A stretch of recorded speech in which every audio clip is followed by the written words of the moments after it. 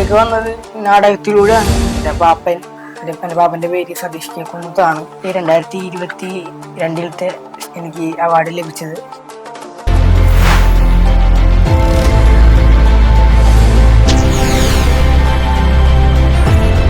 സിനിമയിലേക്ക് വന്നത് നാടകത്തിലൂടെയാണ്. എൻ്റെ പപ്പ ഒരു തിയേറ്റർ ആർട്ടിസ്റ്റാണ്, അതുകൊണ്ട് നാടകത്തിലൂടെയാണ് വന്നത്. അത് കഴിഞ്ഞ് ഷോർട്ട് ഫിലിം ചെയ്തു. ആദ്യത്തെ ഷോർട്ട് ഫിലിം എൻ്റെ പപ്പയുടെ കൂട്ടുകാരൻ്റെ ജീൻ മാൽജി എന്ന ഷോർട്ട് ഫിലിമാണ്. അതിനുശേഷമാണ് ഞാൻ പല്ലുട്ടി എന്ന ഷോർട്ട് ഫിലിം ചെയ്യുന്നത്. അത് വൈറലായി, എല്ലാവരും യൂട്യൂബിലൊക്കെ ഭയങ്കര വൈറലായി.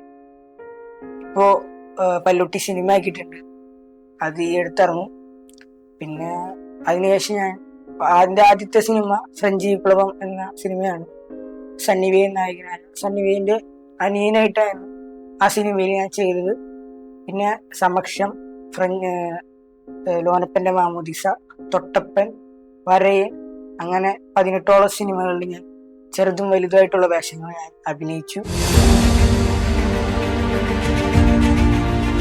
എനിക്ക് ആദ്യമായിട്ട് ഒരു പുരസ്കാരം കിട്ടിയത് സ്കൂളിൽ നിന്നാണ്. 1ാം ക്ലാസ്സിൽ പഠിക്കുമ്പോഴാണ് എനിക്ക് കിട്ടിയത്. പാട്ട് പാടിയതിനാണ് സ്കൂളിൽ. പിന്നെ ആനുവൽ ഡേക്കും ഒക്കെ പങ്കെടുക്കാറുണ്ട്. ഇപ്പോൾ അങ്ങനെ പങ്കെടുക്കാറില്ല. അന്ന് ഷോർട്ട് ഫിലിമൊക്കെ അഭിനയിക്കുന്ന പ്രായമാണ്. 3ാം ക്ലാസ്സിലാണ് ഷോർട്ട് ഫിലിം അഭിനയിച്ച് തുടങ്ങിയത്. ഇപ്പം എനിക്ക് ചെറിയ ചെറിയ അവാർഡുകളൊക്കെ കിട്ടാറുണ്ട് നാട്ടിൽ നിന്നും. പിന്നെ ഇപ്പോൾ സിനിമയിൽ അഭിനയിച്ചതിനും കിട്ടി. പിന്നെ എൻ്റെ ജീവിതത്തിലെ ഏറ്റവും വലിയ ഭാഗ്യം 2022 സ്റ്റേറ്റ് അവാർഡ് എനിക്കാണ് ലഭിച്ചത്. കേരള സംസ്ഥാന പുരസ്കാരം ഈശ്വരൻ്റെ അനുഗ്രഹമായിട്ട് ഞാൻ കാണുന്നു. പല്ലുട്ടി 90s കിഡ്സ് എന്ന സിനിമയിലൂടെയാണ് എനിക്ക് അവാർഡ് ലഭിക്കുന്നത്. സിനിമാ ഭ്രാന്തൻ്റെ ബാനറിൽ സാജിദ് കെയും നിതിൻ രാധാകൃഷ്ണനും കൂടി ആണ് പ്രൊഡ്യൂസ് ചെയ്തിരിക്കുന്നത്. തിരക്കഥ ചെയ്തിരിക്കുന്നത് ദീപകേട്ടനാണ്. സംവിധാനം ചെയ്തിരിക്കുന്നത് ജിതിൻ ചേട്ടനാണ്. പിന്നെ അതിൻ്റെ ക്യാമറ ചെയ്തിരിക്കുന്നത് ഷാരോൺ ചേട്ടനാണ്. അപ്പോൾ എല്ലാവരുമായിട്ടും പിന്നെ ആത്മബന്ധം ഉള്ളതുകൊണ്ടാണ് സിനിമ ചെയ്യാൻ പറ്റിയത്. ഇത് ഫഹദ് ഫാസിലാണ്.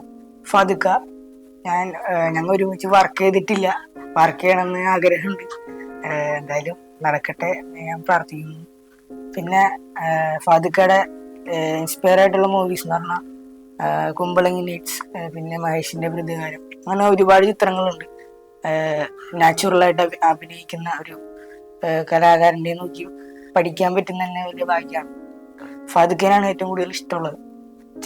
ബാക്കി എല്ലാ നടന്മാരും മോശമൊന്നുമല്ല. എല്ലാവരും മമ്മൂക്ക, ലാലേട്ടൻ, അങ്ങനെ ഒരുപാട് നടന്മാര്. അതുപോലെ തന്നെ ഫഹദിനാണ് എനിക്ക് ഏറ്റവും കൂടുതൽ ഇഷ്ടമുള്ളത്. വിനായകനാണ്. വിനായകന്റെ കമ്മട്ടിപ്പാടം ഒക്കെ കണ്ടിട്ട് കുറെ ത്രില്ലായി പോയിട്ടുണ്ട്. വിനായകന്റെ ഒപ്പം 3 സിനിമ ഞാൻ ചെയ്തിട്ടുണ്ട്. തൊട്ടപ്പൻ, പട, പിന്നെ 12. തൊട്ടപ്പനിലാണ് ഞാൻ ആദ്യമായിട്ട് വിനായകന്റെ ഒപ്പം വർക്ക് ചെയ്യുന്നത്. ഒരു നടൻ എന്ന രീതിയിൽ വിനായകനെ കുറെ പഠിക്കാൻ പറ്റും. ഞാൻ പഠിച്ചിട്ടുമുണ്ട്. പിന്നെ 12 എന്ന സിനിമയിൽ വിനായകന്റെ ചെറുപ്പമാണ് ഞാൻ ചെയ്തത്.